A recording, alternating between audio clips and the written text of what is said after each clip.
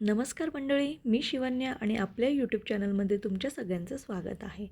सगळ्यात आधी सगळ्यांना श्री स्वामी समर्थ, श्री गणेशाय नमः. विघ्नहर्ता, बुद्धिदाता, मंगलमूर्ती भगवान श्री गणेश यांना कोटी कोटी प्रणाम. माघी गणेश जयंती 2026 संपूर्ण माहिती आपण आज जाणून घेणार आहोत. पूजाविधी, शुभमुहूर्त, राहुकाळ, नैवेद्य आणि यांचं सगळ्यांचं महत्त्वसुद्धा. सगळ्यात आधी आपण जाणून घेऊया माघी गणेश जयंती म्हणजे काय. तर माघ मासातील शुक्ल पक्षातील चतुर्थी तिथीला भगवान श्री गणेशांचा जन्म झाला असे मानले जाते. हा दिवस माघी गणेश जयंती, वरद चतुर्थी आणि माघ विनायक चतुर्थी म्हणूनही ओळखला जातो. माघी गणेश जयंती 2026 वार गुरुवार 22 जानेवारी 2026ला आली आहे. गणपती पूजेसाठी अत्यंत शुभ दिवस आहे.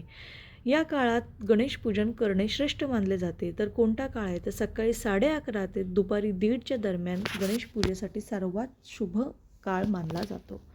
आता राहू काळासाठी आपण माहिती जाणून घेऊया. राहू काळात पूजाविधी टाळावी. राहू काळ संपल्यानंतर किंवा शुभ मुहूर्तातच पूजा करावी.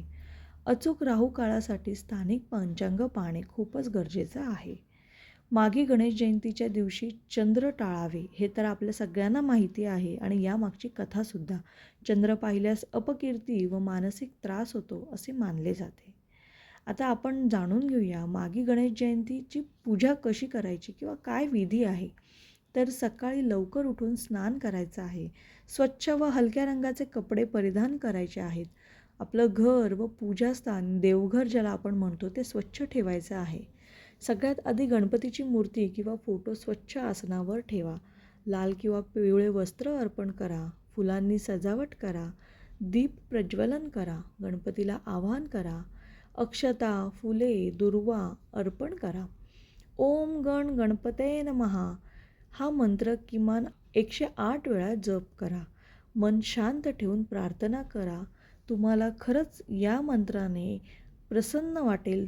आतून आपल्याला पॉझिटिव्ह वाईब्स यायला सुरुवात होते. मंडळी, माघी गणेश जयंतीचा एक खास असा नैवेद्य आहे. तो कोणता तर मोदक, तिळाचे लाडू, तिळकुंद, गूळ, फळे, दूध, दही, पंचामृत. तीळ आणि गूळ माघी गणेशाला अत्यंत प्रिय मानले जातात. आता आपण गणपतीची आरती, प्रार्थना हे जाणून घेऊया. गणपतीची आरती करायची आहे. घरातील सर्व सदस्यांनी नमस्कार करायचा आहे आणि घरामध्ये सुख, समृद्धी आणि विघ्ननाशनाची प्रार्थनासुद्धा आपल्याला करायची आहे.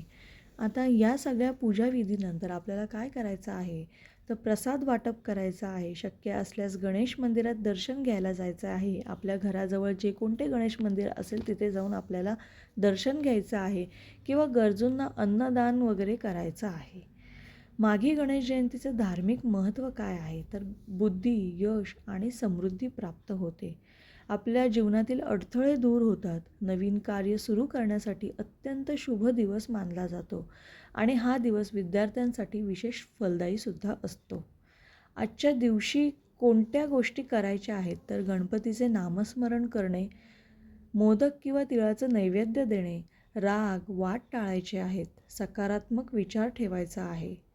आता मी तुम्हाला थोडक्यात माहिती सांगते. दिनांक 22 जानेवारी 2026 वार गुरुवार.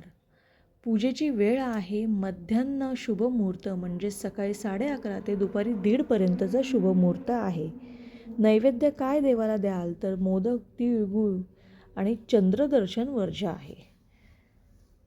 हे विघ्नहर्ता गणराया, आमच्या जीवनातील सर्व अडचणी दूर करा आणि सुख, शांती व समृद्धी प्रदान करा.